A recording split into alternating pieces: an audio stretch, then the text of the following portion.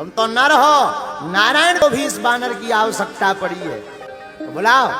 हनुमान जी को बुलाया तो हनुमान जी ने कहा देखो हम दो ही शर्तों पर जाएंगे। बोले क्या? बोले पहली शर्त हम भगवान के चरणों में बैठते हैं। भगवान कृष्ण बोले इस बार हमारे मूड पे बैठते। बोले दूसरी शर्त, हमारी दूसरी शर्त है कि हम जब भी युद्ध में जाए तो बीच बीच में हमें कथा सुनना। तो अर्जुन जी बोले वहां कथा सुना भी कि युद्ध कर भी?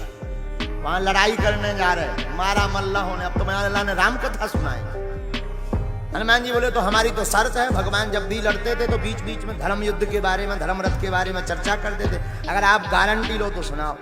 भगवान बोले कोई बात नहीं, चलो चलो हम वचन दे रहे हैं, हम सुनाएंगे। हनुमान जी आए तो हनुमान जी इस बार चरणों में नहीं बैठे, ध्वज पर आकर के बैठ गए, इसलिए अर्जुन के रथ का नाम पड़ गया कपिध्वज। हनुमान जी जब रथ के ध्वज पर आकर के बैठ गए, अब किसी का मत क्या है हमें तो पता नहीं, हमारी तो बुद्धि कहती है।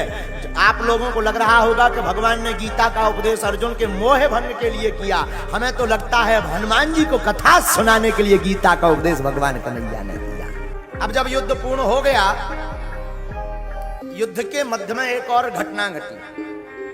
अर्जुन जब भीष्म पितामह के ऊपर बाण छोड़े तो भीष्म पितामह का रथ 20 फीट नीचे पीछे चला जाए, और जब भीष्म पितामह रथ पर प्रहार करें तो 1 इंच पीछे ना हो। अर्जुन कन्हैया से बोले नीचे देखो, नीचे, ए ठाकुर जी नीचे देखो, अपना 1 अंगुल नहीं पीछे हो रहा। भगवान कन्हैया बोले ऊपर देखो, जो थामे हुए हैं। और बहुत सुंदर उपदेश यहाँ पर, अच्छा वर्णन हमें लग रहा है, बहुत सुंदर बात हमें याद आ रही है। व्यक्ति नीचे तो देखता रहता है कि हमारे नीचे कौन कौन बैठा है, ऊपर वाले को नहीं देखता है कि जिसके कारण तुम बैठे हुए हो। तो अर्जुन ने कहा कि नीचे देखो, भगवान बोले ऊपर देखो। बोले भी तो अब भी तो भैया है, वो तो वही है।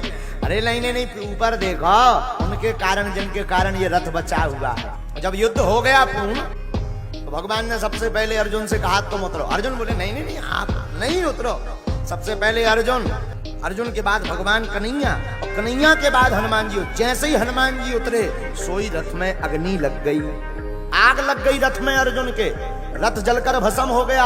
अर्जुन बोले यार ये रथ कैसे जल गया?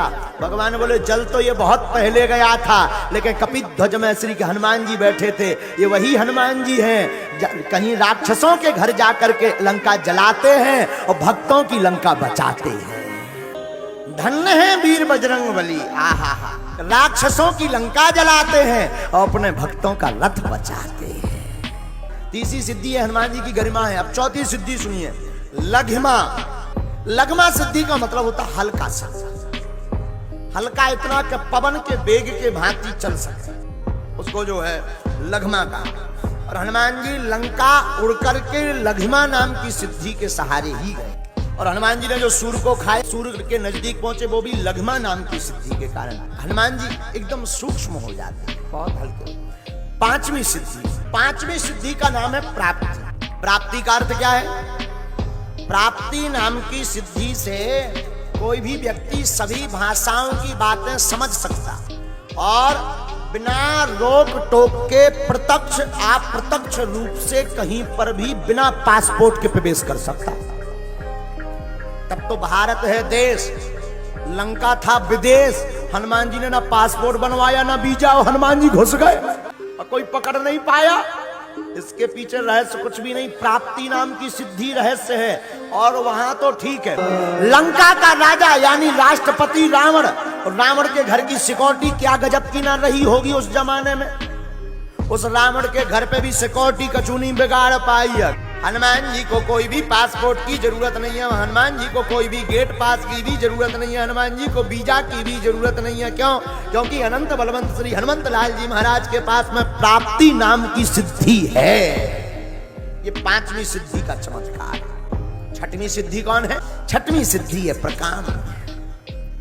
प्रकाम नाम की सिद्धि से मन की बात जानी जाती, मन की बात समझी जाती। अब उसका प्रत्यक्ष प्रमाण हम शास्त्रों से तो नहीं दे सकते हैं, अब बहुत जगह शास्त्रों में तो आए। बागेश्वर धाम ही एक ऐसा प्रमाण है, बागेश्वर धाम का दरबार ही एक ऐसा प्रमाण है जहां प्रकाम नाम की सिद्धि का प्रत्यक्ष दर्शन होता है कि व्यक्ति अपनी मन की बात लेकर जाता, हनुमान जी उसे पर्चे पर छपवा देते हैं। हनुमान जी छपवा देते हैं, इंसान नहीं हनुमान जी छपवा देते हैं। हनुमान जी के पास एक सिद्धि है जिसका नाम है प्रकाम्य। प्रकाम नाम की सिद्धि से मन की बात जान लेते हैं, और मन की बात रामायण में भी जानी हनुमान जी ने। किसकी? जानकी जी की। अशोक वाटिका में वृक्ष के ऊपर श्री अनंत बलवंत हनुमंतलाल जी विराजमान थे। जानकी जी को दुखी देखा तो रामचंद्र गुण बरने लागा, सुनते हैं सीता दुख भागा। जानकी जी किस वियोग में जल रही थी? राम जी की याद में।